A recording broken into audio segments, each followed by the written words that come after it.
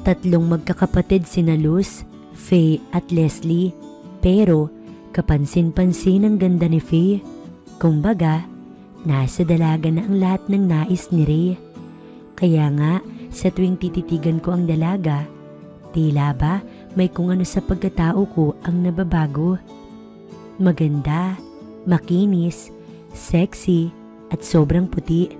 Maraming pagkakataong nakatitig ako kay Faye, lalo na kapag paalis ito upang mag-jogging, suot-suot ang maiksing short at kita ang magagandang hita. Para ako naglalaway titig pa lamang. Katapat lang kasi ng bahay namin ang apartment na tinitirahan ng tatlong magkakapatid. Bagaman si Faye ang pinakamaganda at sexy, hindi rin naman masasabing pangit ang dalawa nitong kapatid. Si Luz, maputi at makinis. Chubby nga lang. Si Leslie naman ay morena, pero makinis din naman at sexy. Pero sa tatlong magkakapatid, si Faye ang nais kong ligawan. Una pa lang, gusto ko na ito. 1 linggo na ang nakakalipas, simula nang lumipat sa bakanting apartment ang tatlong magkakapatid. Nagkataong wala akong pasok nun sa trabaho, kaya kitang-kita ko kung paano naglipat ang tatlo. Bilang gentleman, tinulungan ko ang mga itong maghakot ng gamit sa loob ng bahay. Katuwang pangakot hindi lang sa paghakot, kundi pati na rin sa pag-ayos ng gamit sa loob. Kaya nga, nakilala ko ang tatlong Maria. Sa umagang yun, nag-abang na ako sa gate kay Faye dahil alam kong magja-jogging siya. Hindi ako sanay pero gusto kong gawin to. Mas bet ko kasing mag-gym kaysa mag-jogging. Hindi naman sa pagmamalaki, magandang lalaki ako. May 6-pack at nahubog ko ito simula nang magkaedad ako ng 18 hanggang ngayon na magto-21 na ako. Mag-isa lang ako sa apartment na aking tinitirhan dahil nasa probinsya ang aking magulang at nauwi lang ako tuwing wala akong pasok upang dalawin sila, pero once a year lang dahil malayo ang Sorsogon. Hi! Bati ko kay Faye nang mapadaan siya sa tapat ng aking apartment. Hi Ray! Saglit itong huminto at ako ay nginitian. Kay ganda lalo nito kapag nakangiti ng ganun. Pwede ba akong sumabay sa'yo? Tanong ko sa kanya. Siniguro ko lang na gwapo ko sa mga ngiting yun. Oo naman. Tsaka kami sabay sa mabagal na pagtakbo habang hindi ko maiwasang mapatitig sa bagay na iyon sa kanya na nagbibigay sa akin ng kakaibang init. Paminsan-minsan, sumusulyap siya sa akin, kaya naman iniiwas ko ang paningin sa bagay na iyon na talaga namang maipagmamalaki niya. Pero nangingiti lang sa akin si Faye na para bang okay lang kung tignan ko yun. Sa matagal naming pagtakbo, kapwa na kami pawisan. Hindi nito alintana ang pawis sa noo, maging sa mga braso ng babae. May ilang butil ng pawis din ito sa bukana ng dibdib na parang naghatid sa akin ng uhaw. Nanuyo bigla ang aking lalamunan. Wait lang Faye, pahinga muna tayo ha. Humihingal kong saad na hinawakan ito sa kamay at sabay kaming huminto. Nasa bukana na kami ng subdivision at napagpasyahan naming huminto sa malaking puno. Pareho kaming hingal. Nagsimula itong magpunas ng pawis. Siya'y ganoon din, pero hindi niya magawang tanggalin ang mga mata sa namumula nitong pisngi. Nang magtama ang aming mga mata, ay nginitian ako. Ngiting nagpaarko sa bagay na iyon sa akin. Parang nais ko siyang yapusin at halikan sa pagkakataong yun. Marahil dahil sa mga napapanood kong video, kaya kabilis kong ma-attract sa mga babaeng maganda. May pawis ka dito. Natatawa niyang saad, tsaka lumapit sa akin at pinunasan ng pawis ko sa muka hanggang leeg. Sa paglapit namin, naamoy ko ang nakakahalina niyang pabango. Rason para mapatitig ako sa mukha ni Faye.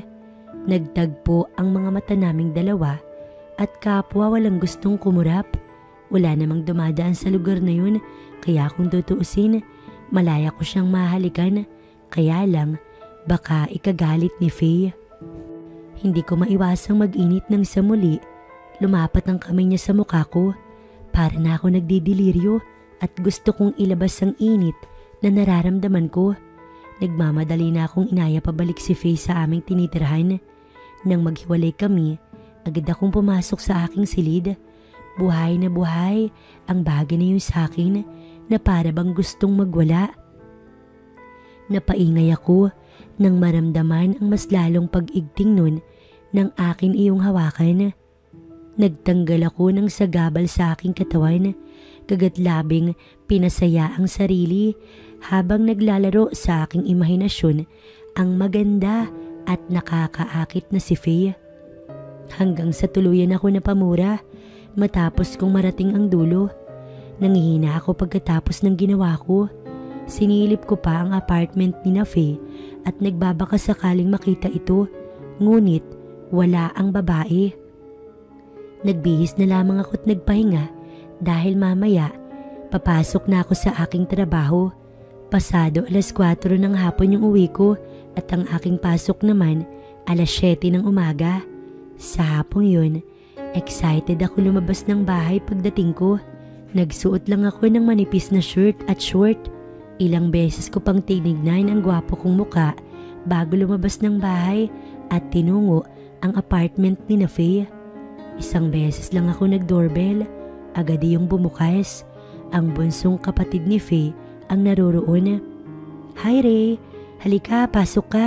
Pahilan niyang saad sa akin. Hindi naman kami close ni Luz pero dahil palangiti ang babae, mukhang magkakasundo kami.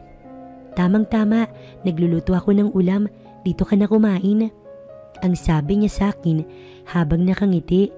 Nakahawak siya sa kamay ko kaya parang may kuryenteng dumaloy sa mga ugat ko. Heto naman ang sakit ko, ang mag-init sa isang babaeng nadidikit sa akin. "Nasaan ang dalawa mong ate?" Tukoy ko kina Faye at Leslie. "Wala si Ate Faye, nasa school pa. Si Ate Leslie naman, nasa mga kaibigan niya. Siyempre ako yung bunso, kaya tagalinis, tagaluto at tagalaba." Sabi nito habang tumatawa. Natagpuan ko na lang ang sarili kong naaaliw kausap si Luz. Naglalakbay ang mga mata ko sa murang katawan ng babae. Nasa 16 pa lang ito pero dahil chubby, hindi mahahalatang bata pa. Habang nagluluto, tinulungan ko na rin siya bilang inanyayahan niya akong kumain sa bahay na iyon. Nang hindi sinasadya, nagkabanggaan kami. Sa pag-aalala ko, nayakap ko siya at halos magkadikit ang aming mga muka. Parang magnet na hindi ko magawang alisin ang pagkakayakap sa babae at hindi ko napigilang ito ay halikan sa labi. Nawala ko sa sarili at hindi nakapagpigil. Hindi nagtagal, habang hinahalikan ko siya, gumaganti ito ng halik sa akin. Lalo ako nagkaroon ng lakas ng loob na ilabas ang init ng aking katawan. Mabilis na gumapang ang aking kamay. Hindi mapigilan ni Luz ang maglabas ng ingay sa kanyang lalamunan. Mas naging agresibo ang kilos ko sa takot na baka kami ay maabutan. Mabilis kong inalis ang mga sagabal sa amin. Wala akong naramdamang pagtutol sa kanya nang simulan ko na ang aking balak. Napakabango ni Luz. Napapahiyaw si Luz dahil sa tinatamasa ng mga oras na yun. Ginagawa ko lang naman ang bagay na talagang maghahatid sa kanya sa dulo, katulad ng napapanood ko kung paano ginagawa yun. Nararamdaman ko rin na napapaangat na nga siya. Naririnig ko din na ibinubulong nito ang pangalan ko na nagbigay sa akin ng giliw na ituloy ang ginagawa ko, at ako man ganoon din. Masayang masaya dahil sa tinatamasa ng mga oras na yun. Nag-usap saglit ang mga mata namin habang unti-unti ko nang ginagawa ang bagay na iyon na parehas kaming magiging masaya. Maingat na maingat kong ginawa yun. Habang ginagawa ko yun, talaga namang napapaaray siya, naiiyak at marasa kong itinutulak at sinabing ayaw niya na. Umiling-iling ako at pinakalma ang babae. Sinabi kong saglit lang naman at mapapalitan din yun ng ibang pakiramdam. Nang makita kong kampante na siya, tsaka ko ulit sinimulan. Dinig ko ang malakas niyang paghiyaw. Lalo lamang ako nag-init sa nakikita kong reaksyon.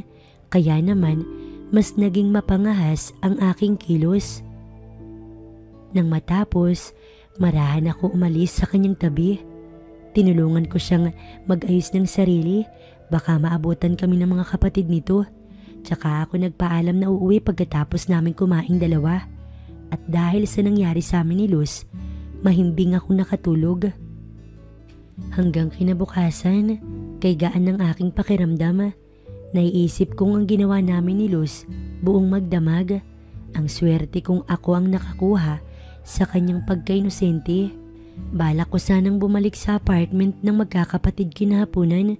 Subalit naipit ako sa traffic, kaya yung alas 4 sana kong uwi, alas 7 na ng gabi.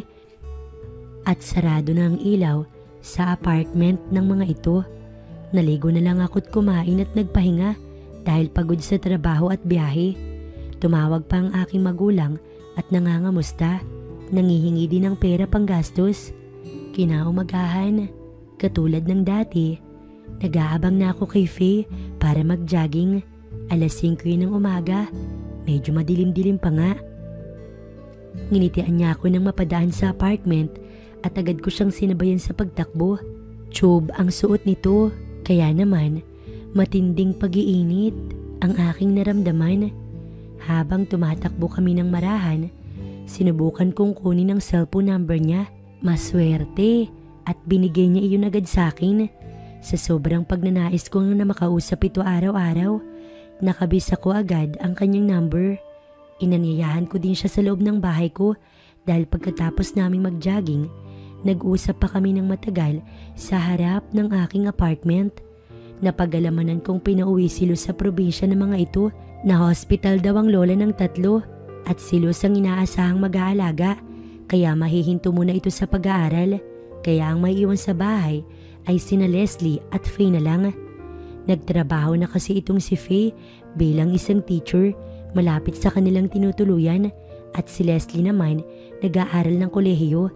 Kaya pala kagabi walang tao sa apartment ng 3 dahil hinatid ng mga ito ang kapatid. Pasensya ka na sa bahay ko, medyo masikip. Ang sabi ko na lang kay Faye nang pumasok na kami sa loob. Inilibot nito ang paningin sa pinagsamang sala at kusina. May kwarto naman pero maliit lang. Okay naman mag-isa ka lang naman dito. Inanyayahan ko siyang umupo at nag-offer ng maiinom. Nagpasalamat naman ito. Titig na titig ako sa kanya habang umiinom sa baso at pati ako ay napapalunok.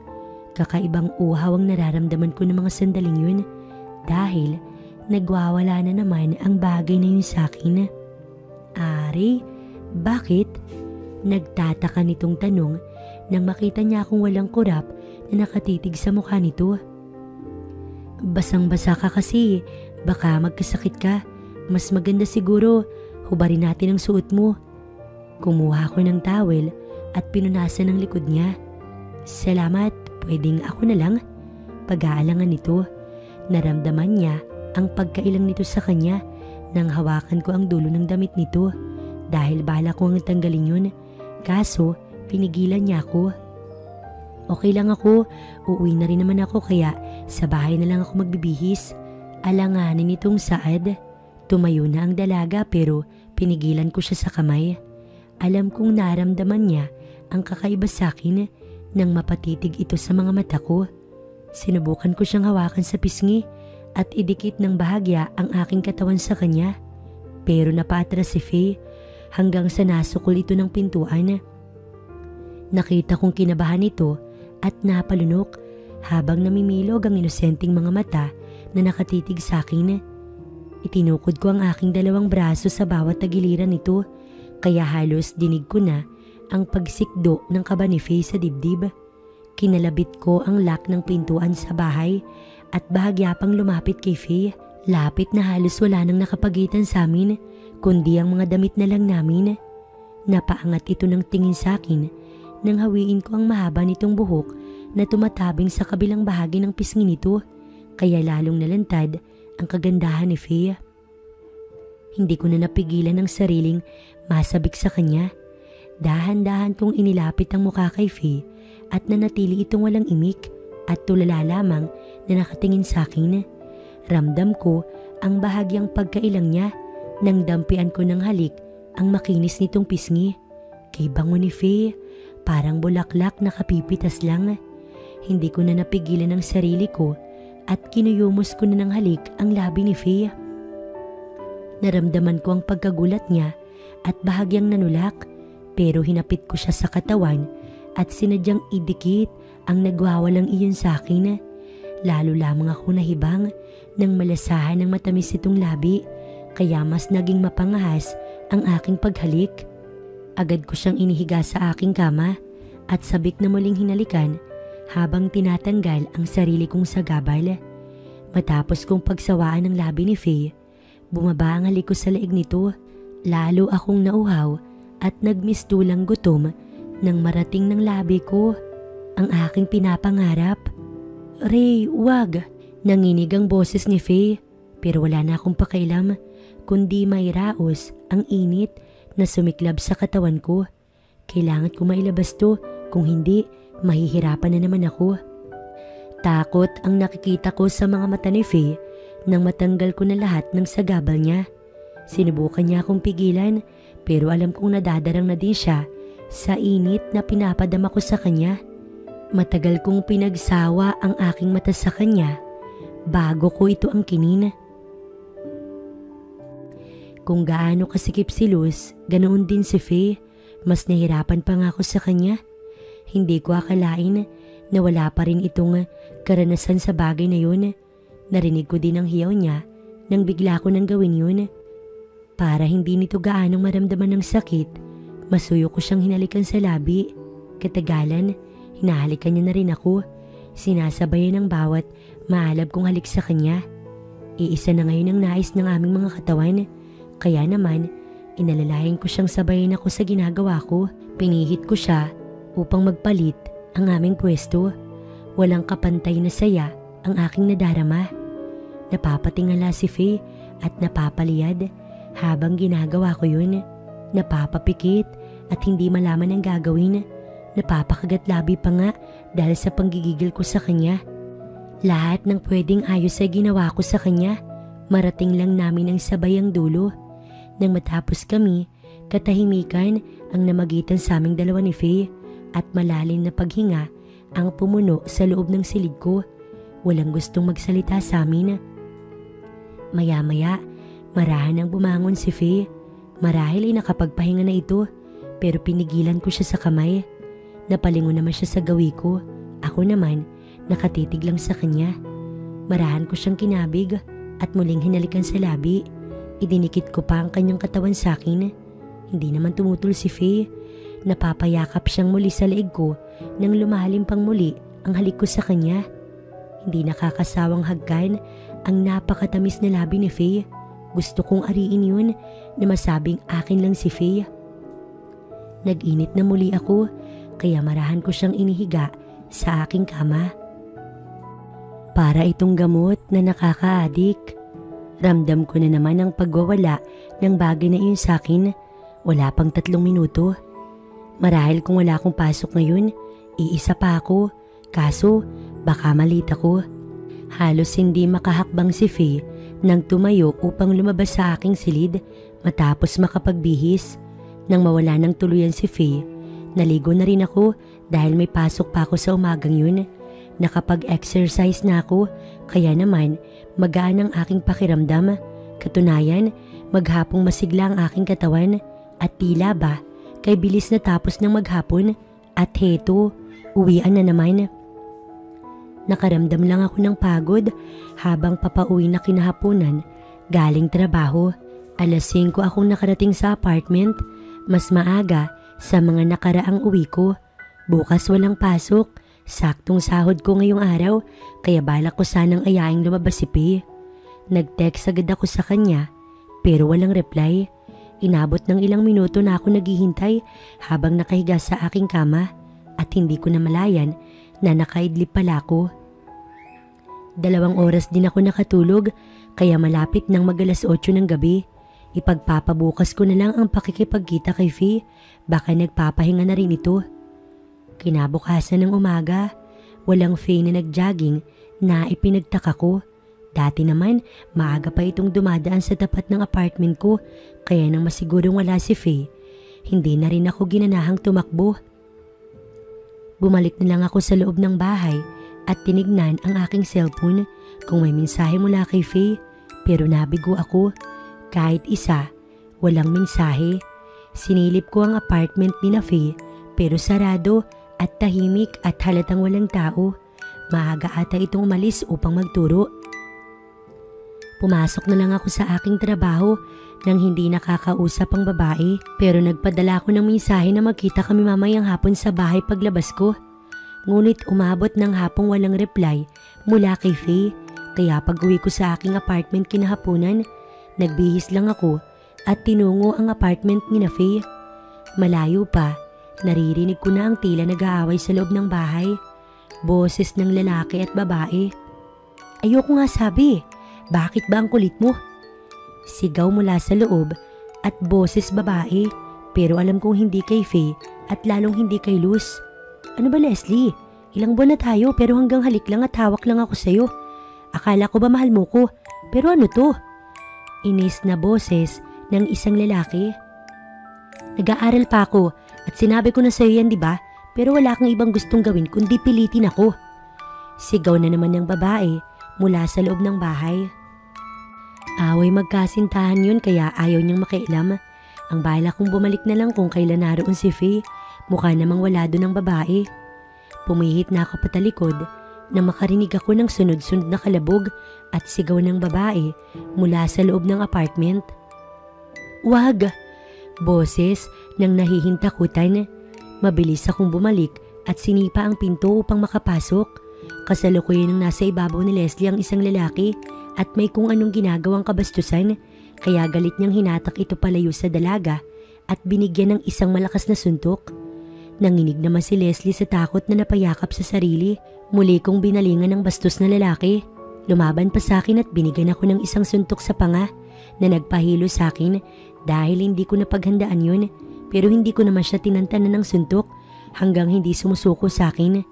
Sa takot nga nito, napatakbo palabas ng bahay. Hinihingal pa ako ng balingan ko si Leslie na ngayon ay takot na takot pa rin. Nais pala itong pagsamantalahan ng boyfriend nito. Salamat Ray, akala ko magtatagumpay siya. Umiiyak na sabi ni Leslie. Marahan kong hinaplos ang likod niya na walang halong mali siya. Pinunasan ko ang luha nito. Hindi na siya babalik, promise. Huwag ka na matakot. Pagpapatahan ko pa sa kanya. Bahagya akong lumayo at kumuha ng kumot upang ibalot sa babae dahil hanggang ngayon nakaluwa pa rin ang kanyang pinagmamalaki. Hindi magandang pangitain ng kanyang nasisilip. Baka magwala ang bagay na iyon sa kanya. Nang masiguro kung okay na si Leslie, binala kong magpaalam pa uwi. Mukha namang wala yung ate nito. Bukas na lang ako babalik kapag nasa bahay na si Faye. Ang balak ko, ligawan ng babae. Pakiramdam ko kasi mahal ko na siya kaya marahil hindi ako mapalagay hanggat hindi ito nakikita. Pwede bang dito ka muna Ray? Natatakot akong bumalik si Dom. Baka pagsamantalahan niya ako. Totoong natatakot ang boses nito kaya nag-alala naman ako sa babae. Mukhang hindi mapagkakatiwalaan ng lalaking yun kaya balak ko na lang samahan ng dalaga. Anong oras ba darating yung ate mo? Tanong ko na lang sa kanya. Nakapagbihis na ito ng maayos kaya maayos na rin ang aking pakiramdam. Wala na si ate dito Ray. Inilipat ng pamunuan ng school sa ibang lugar. May mga probinsya kasing kulang ng guro. Pumayag naman kaagad si ate kaya kahapon umalis na siya. Ang totoo, tatapusin ko na lang ang taon na to at uuwi na ako sa amin. Total wala naman akong kasama dito.